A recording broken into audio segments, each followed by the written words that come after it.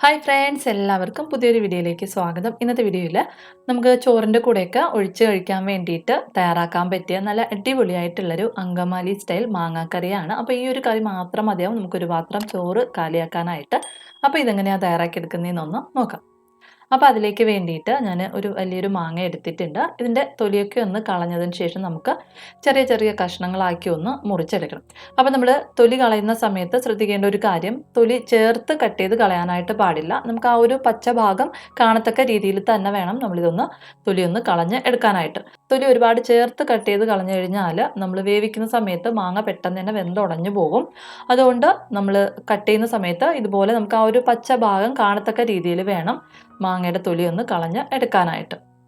ഇപ്പം ഞാനിതാ ഇതുപോലെ മാങ്ങയുടെ തൊലി മുഴുവനായിട്ടൊന്ന് കളഞ്ഞ് എടുത്തിട്ടുണ്ട്. ഇനി നമുക്കിത് ചെറിയ ചെറിയ കഷ്ണങ്ങളാക്കി ഒന്ന് മുറിച്ച് എടുക്കാം. ഒരുപാട് ചെറിയ കഷ്ണങ്ങളായിട്ട് മുറിക്കാനായിട്ട് പാടില്ല. അത്യാവശ്യം വലുപ്പത്തിൽ തന്നെ നമുക്ക് ഈ മാങ്ങ കഷ്ണങ്ങളാക്കി ഒന്ന് എടുക്കാം. ഇപ്പം ഞാൻ മാങ്ങ എല്ലാം തന്നെ ഈ ഒരു രീതിയിലൊന്ന് കഷ്ണങ്ങളാക്കി ഒന്ന് എടുത്തിട്ടുണ്ട്. ഇനി നമുക്കിതൊന്ന് മാറ്റി വെച്ചതിന് ശേഷം നമ്മുടെ മാങ്ങ കറി തയ്യാറാക്കാൻ വേണ്ടിയിട്ടുള്ള കാര്യങ്ങളൊന്ന് റെഡിയാക്കി എടുക്കാം. അപ്പോൾ അതിലേക്ക് വേണ്ടിയിട്ട് ഞാനൊരു മൺചട്ടി എടുത്തിട്ടുണ്ട്. ഇതിലേക്ക് ഒരു സവാള നീളത്തിനരിഞ്ഞതൊന്ന് ചേർത്ത് കൊടുക്കാം. ഇതിൻ്റെ കൂടെ തന്നെ ഒരു പച്ചമുളക് നീളത്തിന് ഇതുപോലെ ഒന്ന് അരിഞ്ഞെടുത്തതും ചേർത്ത് കൊടുക്കാം. ഇനി ഇതിൻ്റെ കൂടെ തന്നെ ചെറിയൊരു കഷ്ണം ഇഞ്ചി നീളത്തിൽ അരിഞ്ഞതും കൂടി ഒന്ന് ചേർത്ത് കൊടുക്കാം. ഇനി ഇതിലേക്ക് ഒരു തണ്ട് കറിവേപ്പില കൂടി ഒന്ന് ചേർത്തതിന് ശേഷം നമുക്ക് നമ്മുടെ കറിക്ക് വേണ്ടിയിട്ടുള്ള മസാല എല്ലാം തന്നെ നമുക്ക് ഈ ഒരു സമയം ഇതിലേക്ക് ചേർത്ത് കൊടുക്കാം.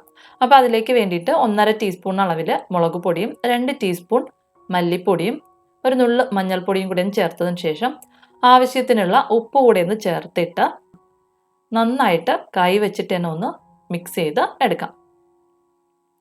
ഇപ്പം ഞാൻ നല്ലതുപോലെ ഒന്ന് മിക്സ് ചെയ്ത് എടുത്തിട്ടുണ്ട്. നമ്മൾ ചേർന്ന് കിടക്കുന്ന സവാളയൊക്കെ ഇതുപോലെ ഒന്ന് നല്ലതുപോലെ ഒന്ന് സെപ്പറേറ്റ് ആയിട്ട് വരണം. ഈ ഒരു രീതിക്ക് നന്നായിട്ടൊന്ന് മിക്സ് ചെയ്തെടുത്ത് കഴിഞ്ഞാൽ പിന്നെ നമുക്കിതിലേക്ക് ഒരു സ്പൂൺ അളവിൽ വെളിച്ചെണ്ണ കൂടി ഒന്ന് ചേർത്ത് നല്ലതുപോലെ ഒന്ന് മിക്സ് ചെയ്ത് എടുക്കാം. ഇനി നമ്മൾ മിക്സ് ചെയ്തെടുത്തിട്ടുള്ള ഈ ഒരു സവാള നമുക്ക് മാറ്റി വെക്കാം. അതിനുശേഷം നമ്മൾ കട്ട് ചെയ്ത് വെച്ചിട്ടുള്ള മാങ്ങ നമുക്കൊന്ന് ഉപ്പൊക്കെ ചേർത്തൊന്ന് മിക്സ് ചെയ്തെടുക്കണം. അതിലേക്ക് വേണ്ടിയിട്ട് ഒരു ബൗളിലേക്ക് മാങ്ങ ഇട്ട് കൊടുത്തിട്ടുണ്ട്. ഇതിലേക്ക് മാങ്ങയ്ക്ക് ആവശ്യമായിട്ടുള്ള ഉപ്പ് ചേർത്തതിന് ശേഷം 1 ടീസ്പൂൺ അളവിൽ വിനീഗർ കൂടെ ഒന്ന് ചേർത്ത് കൊടുക്കാം. ഇനി ഇതിലേക്ക് 1/4 ടീസ്പൂൺ അളവിൽ മഞ്ഞൾപ്പൊടി കൂടി ഒന്ന് ചേർത്തതിന് ശേഷം നന്നായിട്ടൊന്ന് മിക്സ് ചെയ്തെടുക്കാം. ഇപ്പം ഞാൻ മാങ്ങ നല്ലതുപോലെ ഒന്ന് മിക്സ് ചെയ്തെടുത്തിട്ടുണ്ട്. ഇനി നമുക്കിതൊന്ന് മാറ്റി വെച്ചതിന് ശേഷം നമ്മുടെ മാങ്ങാക്കറി തയ്യാറാക്കാനായിട്ട് തുടങ്ങാം. അപ്പോൾ അതിലേക്ക് വേണ്ടിയിട്ട് നമ്മൾ മിക്സ് ചെയ്ത് വെച്ചിട്ടുള്ള സവാള നമുക്കൊന്ന് കുക്ക് ചെയ്തെടുക്കണം. അതിനായിട്ട് ഞാൻ ചട്ടി ഒന്ന് അടുപ്പത്ത് വെച്ചിട്ടുണ്ട്. ഇനി നമ്മൾ ഈ സവാള കുക്ക് ചെയ്തെടുക്കുന്നത് തേങ്ങാപ്പാൽ ഒഴിച്ചിട്ടാണ്. അപ്പം ഞാൻ ഒരു തേങ്ങയുടെ പകുതി തേങ്ങയിൽ നിന്ന് ഞാൻ 2 കപ്പ് അളവിൽ 2-ാം പാലും 1/2 കപ്പ് അളവിൽ നല്ല കട്ടിയുള്ള 1-ാം പാലും പിഴിഞ്ഞെടുത്തിട്ടുണ്ട്. 2 കപ്പ് അളവിൽ 2-ാം പാൽ ചേർത്തിട്ടാണ് നമ്മളിത് ആദ്യം ഒന്ന് തിളപ്പിച്ച് എടുക്കുന്നത്. ഞാനിപ്പോൾ 2 കപ്പ് 2-ാം പാൽ ചേർത്ത് കൊടുത്തിട്ടുണ്ട്. അതിനുശേഷം നമുക്കിത് നന്നായിട്ടൊന്ന് മിക്സ് ചെയ്തതിന് ശേഷം ഒന്ന് തിളപ്പിക്കാനായിട്ട് വെക്കാം. നമ്മുടെ തേങ്ങാപ്പാലൊന്ന് തിളച്ച് വരുന്ന സമയത്ത് നമുക്കിതിലേക്ക് മാങ്ങ ചേർത്ത് കൊടുക്കാം. മാങ്ങ ചേർത്ത് കൊടുത്തതിന് ശേഷം ചെറുതായിട്ടൊന്ന് മിക്സ് ചെയ്ത് കൊടുത്തു കഴിഞ്ഞാൽ പിന്നെ നമുക്കിതൊന്ന് നന്നായിട്ടൊന്ന് വെന്ത് വരുന്നവരേക്കും ഒന്ന് വെയിറ്റ് ചെയ്യാം.